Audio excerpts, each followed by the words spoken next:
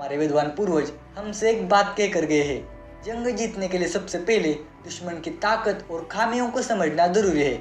शायद उससे भी जरूरी है यह जानना कि आखिरकार तख्त पर बैठने के लिए हमारा असली दुश्मन है कौन, दुश्मन मुल्क का राजा या फिर हमारे ही सेना में से कुछ लोग। और ये बात मोदी जी ने अच्छी तरह से जान ली थी। इसकी वजह से आज ऐसी सिचुएशन आ गई कि बीजेपी मीन्स मोदी और मोदी मीन्स बीजेपी।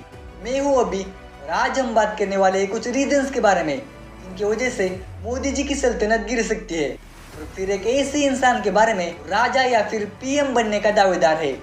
2024 में बीजेपी इलेक्शन जीतती है तो मोदी जी को छोड़कर ऐसे कई सारे नाम होंगे जो पीएम बनने के लिए आगे आएंगे, जैसे कि अमित शाह, राजनाथ सिंह, शिवराज सिंह चौहान, नितिन गडकरी। हम आज बात करने वाले हैं बस नितिन गडकरी जी के बारे में ही, और ऐसा क्यों वो आपको आगे चलकर पता चलेगा। साल था 2009। उस समय बीजेपी के लगभग सभी डिसीजन आरएसएस यानी राष्ट्रीय स्वयंसेवक संघ के अंडर लिए जाते थे। फिर आरएसएस की प्रेशर की वजह से ही स्टेट लेवल पर काम करने वाले नितिन गडकरी जी को बीजेपी का प्रेसिडेंट यानी राष्ट्रीय अध्यक्ष बनाया गया था। इसके पीछे का पर्पस शायद आरएसएस की बीजेपी पर पकड़ बनी रहे यही था। आपने वो ऐड जरूर देखी होगी, अब की बार मोदी सरकार। चलो हालात बदले, देश की सरकार बदले, भाजपा को वोट दे, अब की बार मोदी सरकार।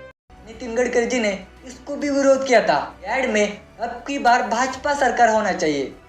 2014 का वो इलेक्शन बीजेपी जीतती है।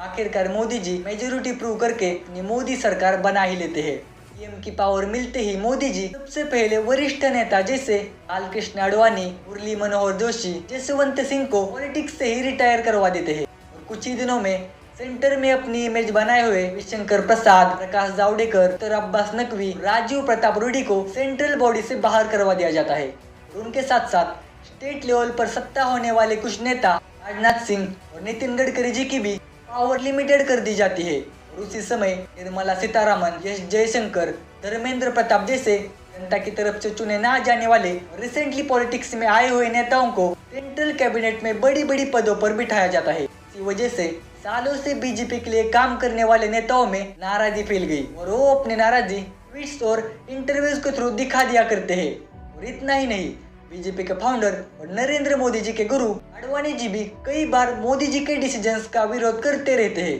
फालतू में मैंने बताया है कि मोदी जी के पास ऐसी कौन सी पावर है जिसकी वजह से वो सीनियर लीडर्स, अलायंसेस और यहाँ तक कि आरएसएस को भी अपोज कर पा रहे हैं। और नितिन गडकरी जी कैसे मोदी जी को पीएम की रेस में पीछे कर सकते हैं। पार्ट 2 भी जल्द ही अपलोड होगा, so stay tuned. Thanks for watching.